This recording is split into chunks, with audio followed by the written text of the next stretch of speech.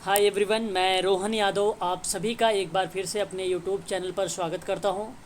और आप सभी लोगों को पता है कि मैं अपने यूट्यूब चैनल पर समाजकारी से संबंधित संपूर्ण जानकारी प्रोवाइड कराता हूं। और यूजीसी नेट सोशल वर्क के संबंध में आप लोगों को एवरीडे लाइव क्लासेस लेता हूं। और एमपीपीएससी, आरपीएससी और उत्तराखंड मेडिकल सोशल वर्क या किसी भी राज्य का हो मेडिकल सोशल वर्क की जहाँ पे वैकेंसी निकलती है उसके संबंध में मैं आप लोगों को संपूर्ण जानकारी प्रोवाइड कराता हूँ। यदि आप NTA UGC net social work की तैयारी कर रहे हैं और आप ऑनलाइन क्लास लेना चाहते हैं तो जिसके लिए आप ऑनलाइन क्लास ले सकते हैं मात्र 5,000 में, जिसमें से आपको 2 किस्तों में इसकी फ़ीस जमा की जाएगी। और एक मिनिमम किस्त की अगर मैं बात करूँ तो 1000 होगी और जो दूसरी किस्त बनेगी वो 4000 की बनेगी। यदि आप 2500 रुपये जमा करेंगे पहली किस्त में तो दूसरी किस्त में भी आपको 2500 रुपये जमा करना पड़ेगा। ये 5,000 में मैं आप लोगों को प्रतिदिन जो लाइव क्लास होगा वो मैं प्रोवाइड कराऊंगा और यूनिट के क्रम में आप लोगों को पीडीएफ दूंगा। और जैसे ही यूनिट समाप्त होगा उसके संबंध में मैं फिर आप लोगों से मॉक टेस्ट भी करवाऊंगा। हालांकि आज मैंने आप लोगों के लिए यूनिट नंबर 2 से एनटीए यूजीसी नेट के सिलेबस के अनुसार चल रहा हूँ। तो 2 यूनिट में समाजशास्त्र के बारे में या सामाजिक अध्ययन के बारे में दिया गया है। सोशल वर्क में पूछा जाता है ये, उसके संबंध में ये कुछ प्रश्न हैं आपके सामने। अधिक जानकारी अगर आपको लेना है NTA UGC net social work के बारे में तो 8506031308 पर आप कॉल कर सकते हो और व्हाट्सएप के माध्यम से जानकारी प्राप्त कर सकते हो। चलिए शुरुआत करते हैं आज का प्रश्न। प्रश्न पहला है आपके सामने कि जाति का प्रजातीय सिद्धांत किसने दिया है। आपके सामने 4 ऑप्शन हैं, जैसा कि आप सभी लोगों को पता है। जीएस घुरे यहाँ गलत ऑप्शन, और डीएन मजुमदार ये भी गलत हो जाएगा। और यहाँ पे अगर हम बात करें हर्बर्ट होप रिसली के बारे में, इन्होंने जाति का प्रजातीय सिद्धांत दिया है, यह आपका सही जवाब हो जाएगा। आपको बता दूं कि 4 जनवरी 1851 को इंग्लैंड के बकिंघमशायर में पैदा हुए हर्बर्ट एक अंग्रेजी नृवंश विज्ञानी और औपनिवेशिक प्रशासक थे। आप सबको बता दूं कि भारतीय सिविल सेवा आईसीएस में शामिल होने से पहले हर्बर्ट होप रिसली ने ऑक्सफोर्ड विश्वविद्यालय के न्यू कॉलेज में पढ़ाई की थी और इन्होंने भारतीय समुदायों के विभिन्न अध्ययनों को उन विचारों के आधार पर संकलित किया जिन्हें अब वैज्ञानिक नक्सलवाद का गठन माना जाता है। तो याद रखिएगा, जाति का प्रजातीय सिद्धांत किसने दिया है, तो इसका जो सही जवाब होगा ऑप्शन नंबर सी करेक्ट होगा, हर्बर्ट होप रिसली। बात करते हैं नेक्स्ट क्वेश्चन के बारे में। क्वेश्चन नंबर 2 हमारे सामने है, कह रहा है कि भारत में बाल अपराधी की अधिकतम उम्र सीमा क्या है। भारत में ध्यान रखिएगा कि बाल अपराधी की अधिकतम उम्र सीमा क्या है, इस चीज़ को ध्यान रखिएगा। तो इसका सही जवाब हो जाएगा कि लड़कों के लिए जो है 16 वर्ष। देखिए यहाँ पे बाल अपराधी की परिप्रेक्ष्य में बात करना है आप लोगों से। लड़कों के लिए 16 वर्ष और लड़कियों के लिए 18 वर्ष। याद रखिएगा, लड़कों के लिए 16 और लड़कियों के लिए 18 वर्ष। भारत में बाल अपराधी की अधिकतम सीमा यही बताई गई है। भारत में बाल न्याय अधिनियम आप लोगों को भलीभांति तरीके से पता होगा, जो 1986 में आया हुआ था। हालांकि ये 1986 का ये संशोधन का पार्ट था, संशोधित का पार्ट था। उसमें कहा गया कि नाबालिग अपराधियों की उम्र सीमा जो होगी वो 18 वर्ष से घटाकर 16 वर्ष कर दी गई थी और सजा मामले में न्यूनतम 3 वर्ष और अधिकतम 7 वर्ष तक की कैद का प्रावधान बताया गया था। याद रखिएगा आप सभी लोग। तो यह भी जान लें कि कानून की नज़र में जुवेनाइल उस व्यक्ति को माना जाता है जिसकी उम्र 18 वर्ष से कम होगा। भारतीय दंड संहिता के मुताबिक एक बच्चे को किसी भी अपराध के लिए सज़ा नहीं दी जा सकती है जब तक कि उसकी उम्र कम से कम 7 साल की हो, कम से कम 7 साल की हो। इस चीज़ को आप सभी लोग ध्यान रखिएगा। बात करते हैं क्वेश्चन नंबर 3 के बारे में। आपके सामने ये प्रश्न है 3 नंबर पर। याद रखिएगा, इम्पोर्टेंट सवाल है। कह रहा है कि किशोर अपराध क्या है। गंभीर अपराध जिसमें बच्चे शामिल हो, एक निश्चित आयु के बालक द्वारा कानून विरोधी कार्य। ऑप्शन आपका यहाँ पे बी वाला करेक्ट जवाब हो जाएगा। किशोर अपराध क्या है, याद रखिएगा। किशोर अपराध क्या है, मैं आपको बता दूं कि बाल अपराध दो शब्दों का संयोग है, बाल प्लस अपराध। बाल का अर्थ होता है बालक या किशोर, अपराध का अर्थ होता है कानून का उल्लंघन। यानी इस प्रकार बाल अपराध को शाब्दिक अर्थ में अगर आप जोड़ते हैं तो किशोर द्वारा किया गया अपराध।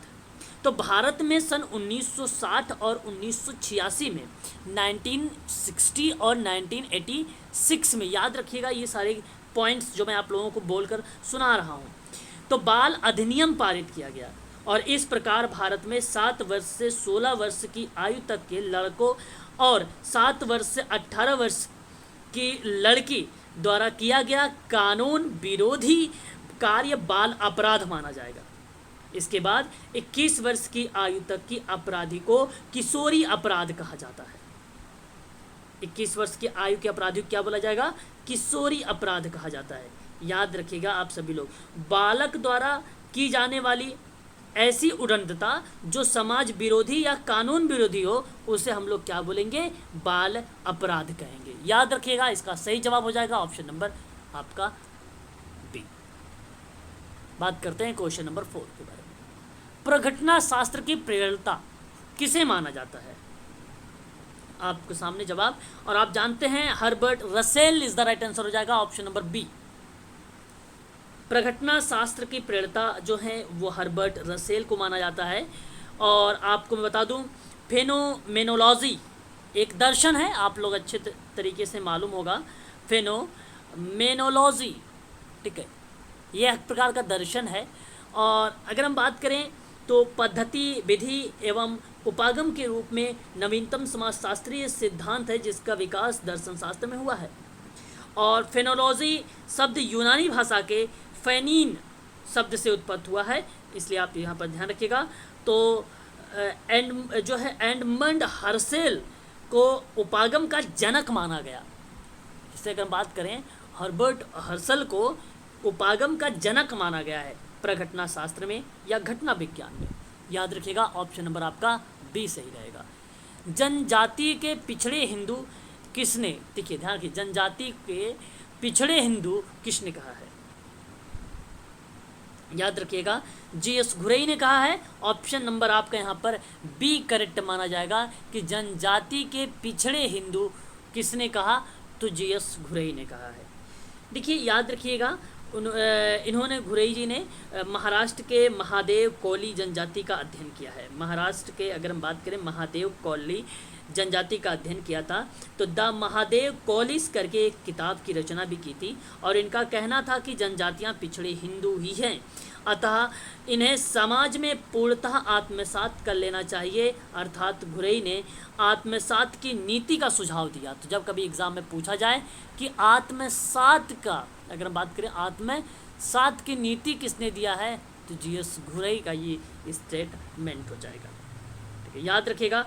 और इन्होंने एक किताब बहुत फेमस लिखी थी 1932 में, caste and race in India, caste and race in India 1932 में इन्हीं की किताब है।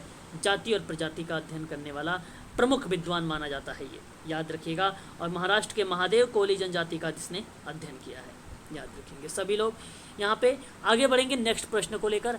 और क्वेश्चन नंबर हमारे सामने 6 आपके सामने आ चुका है कि धर्म निरपेक्षता का मतलब क्या होता है। तो सभी धर्मों का समान सम्मान देना, यही आपका करेक्ट जवाब हो जाएगा। आपको मालूम होगा कि धर्म निरपेक्षता का जो अर्थ होता है वो सभी धर्मों को समान सम्मान देने की बात करता है। सामाजिक विचारकों ने धर्म निरपेक्षीकरण शब्द का प्रयोग उस प्रक्रिया के लिए किया था जहां धार्मिक संस्थान और धार्मिक विचारधाराओं तथा समझ का नियंत्रण सांसारिक मामलों और आर्थिक, राजनीतिक, विधिक, न्याय, स्वास्थ्य, परिवार इत्यादि पर समाप्त हो जाता है।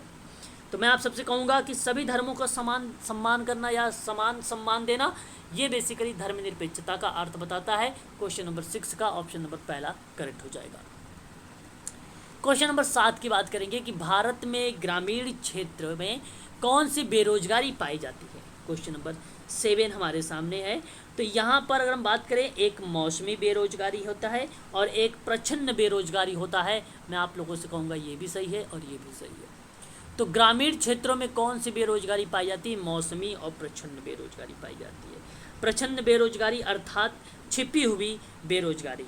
इसका मतलब अगर हम बात करें प्रश्न के बारे में तो छिपी हुई बेरोजगारी यह वह स्थिति है जब एक श्रमिक काम तो कर रहा होता है लेकिन उसकी क्षमता का पूरा उपयोग नहीं हो पाता है। ऐसी स्थिति को एक श्रमिक किसी खास काम से या किसी खास काम में इसलिए लगा रहता है क्योंकि उनके पास उससे बेहतर करने का कुछ भी नहीं होता है। ठीक है, तो एक चीज़ तो ये रहेगा। दूसरी अगर हम वही बात करते हैं तो आपके सामने जो मौसमी बेरोजगारी है ये भी बेसिकली आपका ग्रामीण क्षेत्रों में भी देखने को मिलता है। ठीक है, याद रखिएगा आप सभी लोग, ये भी आप सबके लिए इम्पोर्टेंट रहेगा। क्वेश्चन नंबर बात करेंगे 8 को लेकर, सामूहिक प्रतिनिधान की अवधारणा किस विद्वान ने दी है? आप लोगों को भलीभांति तरीके से मालूम होना चाहिए सामूहिक प्रतिनिधान। Emile Durkheim is the right answer. इन्होंने सोशोलॉजी एंड फिलोसफी करके एक किताब लिखा जहां व्यक्तित्व के विकास के लिए समाज की भूमिका को रेखांकित किया। मार्क्स की तरह दुर्खिम भी व्यक्ति का एक स्वतंत्र सत्ता नहीं मानते थे, याद रखिएगा दुर्खिम, है ना। तो इसने कलेक्टिव रिस्पॉन्स अगर हम बात करें रिप्रेजेंटेशन यानी एक प्रकार का सामूहिक प्रतिनिधान के आधार पर समाजीकरण का सिद्धांत को स्पष्ट कर किया था। सामूहिक चेतना अगर बारे में प्रश्न बनता है सामूहिक चेतना किससे संबंधित है तो ये भी याद रखिएगा आप सभी लोग, इस्माइल दुर्खिम से ही संबंधित है। बात करेंगे क्वेश्चन नंबर 9 के बारे में। क्वेश्चन नंबर 9 हमारे सामने कि नगरीकरण एक प्रक्रिया है और नगरवाद एक परिस्थिति है, यह बात किसने कहा है?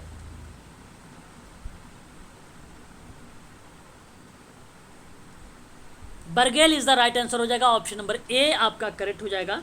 नगरीकरण एक प्रक्रिया है, नगरवाद एक परिस्थिति है, ये बर्गेल का कहना है। जनसंख्या का ग्रामीण क्षेत्र में नगरीय क्षेत्रों में जाना नगरीकरण कहलाता है। इसी के परिणाम स्वरूप जनसंख्या का बढ़ता हुआ भाग ग्रामीण स्थानों में रहने की बजाय शहरी स्थानों में रहना। ठीक है, याद रखिएगा। इनसाइक्लोपीडिया ऑफ सोशल साइंस में थॉमस वॉरेन ने इसकी परिभाषा भी शुद्ध शब्दों में या अगर हम बात करें एक सही शब्दों में उन्होंने जो है व्याख्या की थी। नाम था Thomas Warren, encyclopaedia of social science वाली किताब में। ठीक है, तो यहाँ पे सही जवाब हो जाएगा आपका बर्गेल। क्वेश्चन नंबर 10 की बात करेंगे। समाजशास्त्र का अतीत बहुत लंबा है किंतु इसका इतिहास संक्षिप्त है, किसका कथन ये है? क्वेश्चन नंबर 10 हमारे सामने है।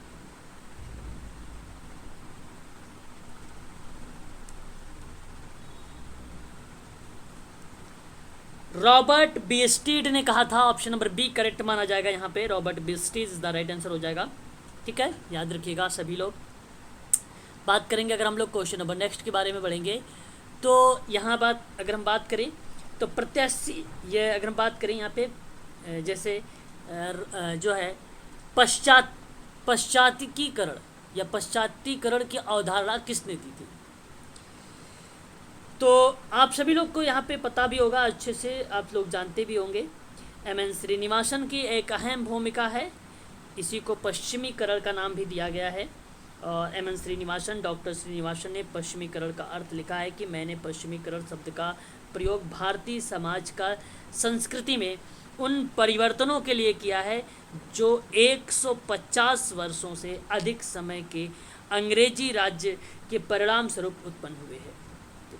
तो यहाँ पर सही जवाब हो जाएगा पश्चिमीकरण को जो है पश्चिमी शोषक खान पान और तौर तरीके, शिक्षा, विधियाँ, खेल, मूल्य आदि को सम्मिलित किया जाता है, इसलिए इन्होंने पश्चिमीकरण जैसी अवधारणा को एम.एन. श्रीनिवासन द्वारा दिया गया था। ऑप्शन नंबर आपका सी सही हो जाएगा। बात करेंगे यहाँ पे जजमानी व्यवस्था का सर्वप्रथम अध्ययन किसने किया था?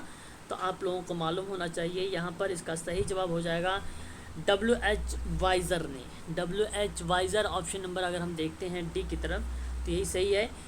वाइजर ने अमेरिकी मानवशास्त्री थे, इन्होंने अपने उत्तर प्रदेश के एक गांव में, ठीक है, वहाँ पे अध्ययन किया और यह पाया कि विभिन्न जातियों द्वारा वस्तुओं की सेवाओं का उत्पादन का आदान प्रदान होता था। ये चीज़ें बेसिकली देखने को मिली थी, जनमानी या जजमानी व्यवस्था। त्रिस्तरीय पंचायती राज व्यवस्था की अनुशंसा किसने की थी? क्वेश्चन नंबर 13 हमारे सामने। तो इसके सामने 4 ऑप्शन है आपके सामने और आप सब लोग बता भी सकते हो, यह बहुत ही सरल प्रश्न है। बलवंत राय मेहता ने, ऑप्शन नंबर आपका यहाँ पे सी करेक्ट हो जाएगा। आप लोगों का त्रिस्तरीय पंचायती राज व्यवस्था की अनुशंसा। ठीक है, तो सन 1957 में योजना आयोग ने बलवंत राय मेहता की अध्यक्षता में सामुदायिक परियोजना एवं राष्ट्रीय विकास सेवाओं का अध्ययन दल के रूप में एक समिति बनाई और जिसे यह दायित्व दिया कि वह उन कारणों का पता करे जो सामुदायिक विकास कार्यक्रम की संरचना और कार्यप्रणाली की सफलताओं में बाधक थी। इस चीज़ को आप सभी लोग ध्यान रखेंगे। इसका सही जवाब हो जाएगा बलवंत राय मेहता। ठीक है, आगे बढ़ते हैं। क्वेश्चन नंबर 14 को हम लेते हैं। क्वेश्चन नंबर 14 हमारे सामने, वेस्टरमार्क के अनुसार परिवार का प्रारंभिक स्वरूप क्या था। तो यहाँ पे अगर हम बात करें तो जाहिर सी बात है पितृसत्तात्मक रहा है, आप लोग जानते हैं। और सामाजिक और पारिवारिक व्यवस्था जिसमें सत्ता, वंश, परंपरा, पदाधिकार, स्थानीय आदि पुरुष प्रधान होते हैं, तो परिवार के वरिष्ठ पुरुष में निहित होती है। तो यहाँ पे आप सभी लोग ध्यान रखिएगा कि उनकी मृत्यु के बाद उनके पुत्र को हस्तांतरित कर दी जाती है। तो वेस्टर्न के अकॉर्डिंग बताएगा कि परिवार का प्रारंभिक जो स्वरूप होगा वो पितृसत्तात्मक था। ऑप्शन नंबर आपका यहाँ पे करेक्ट हो जाएगा, डी वाला। ठीक है, आगे बढ़ते हैं। क्वेश्चन नंबर नेक्स्ट लेते हैं कि अंग्रेजी तथ्यों के अध्ययन पर किसने बल दिया था। क्वेश्चन नंबर 15 हमारे सामने है। ये बहुत ही सरल सवाल और अच्छा सवाल है आप सबके सामने। इस्माइल, अगर हम बात करते हैं इस्माइल दुर्खिम के बारे में, तो Emile Durkheim is the right answer हो जाएगा क्वेश्चन नंबर 15 का। ठीक है, और इन्होंने सामाजिक तथ्यों का अध्ययन पर विचार किया था और दुर्खिम ने सामाजिक तथ्यों की अवधारणा सर्वप्रथम अपने the rule of sociological method में किया था। ठीक है, याद रखिएगा। और अगर आप लोग NTA UGC net social work या समाज कार्य की ऑनलाइन क्लास लेना चाहते हैं तो 5000 फीस है और आप ये नंबर नोट कर लीजिए, आप मुझसे संपर्क कर सकते हैं 8506031308। ठीक है, याद रखिएगा। आज के लिए बस इतना ही।